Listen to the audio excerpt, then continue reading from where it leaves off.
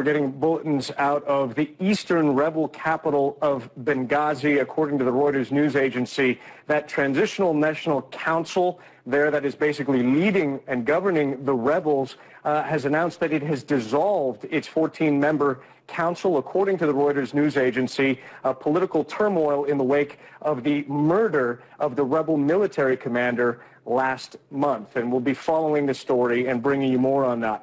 Wolf, back here in Tripoli, meanwhile, a hardship for ordinary Libyans as a result of this blockade and the tightening siege on Gaddafi's stronghold. Take a look at this report.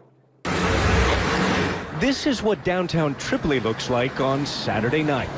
Pitch black on Al Rashid Street, except for the lights of passing cars.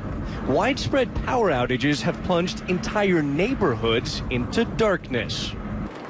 On a daytime visit to a market district, some people told us they hadn't had electricity in days. Over the last 2 weeks, it got really bad, says this shopkeeper named Rida. People are used to having air conditioning. We can't keep our food from spoiling, and some babies just can't take the heat.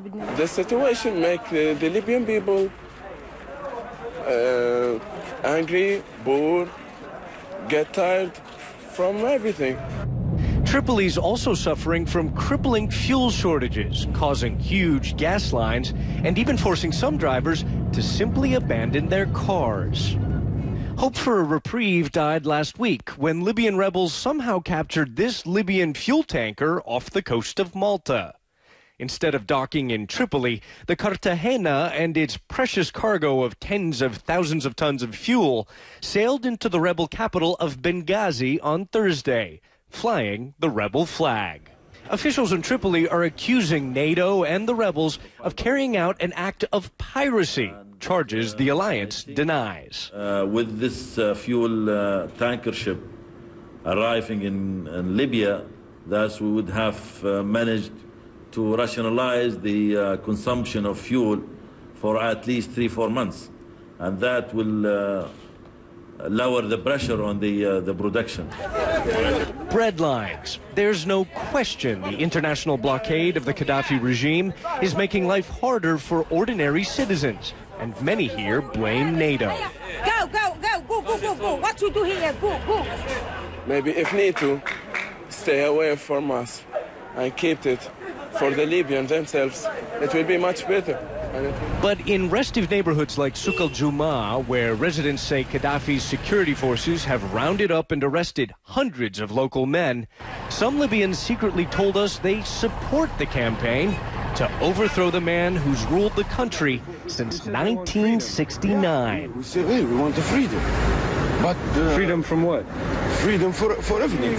We don't see freedom from 1969. We don't see the freedom, never here.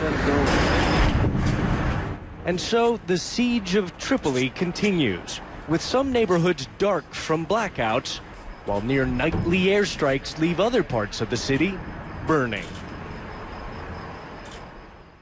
Now, Wolf, the Gaddafi regime is accusing both NATO and the rebels of bombing electric power lines and sabotaging fuel pipelines, and that is causing some of the power shortages. We reached out to NATO. They denied those allegations, saying they bomb strictly military targets. Wolf? And Ivan, you're in Tripoli, the Gaddafi-held area. How hard is it for a reporter like you to actually speak with Libyans who oppose Gaddafi? Pretty darn hard, Wolf. We're pretty closely controlled by the Gaddafi regime here. And to be fair, you know, governments that they feel we represent as media, the U.S., France, Britain, have been bombing this country for months now. So we're viewed by many here, and they tell us by the Gaddafi regime officials that we are spies or agents. Trying to talk to somebody who opposes the regime, quite difficult. The man I spoke to, I managed to slip away from my government minders for about a half hour and speak with this guy on the street in a neighborhood where many of the people clearly do not like this government, and they claim that more than 1,000 of their young men have been rounded up, arrested in recent months. Claims that are very hard for us to confirm. Ivan Watson's one of our courageous reporters on the scene for us in a dangerous area in Tripoli. Ivan, thanks very much.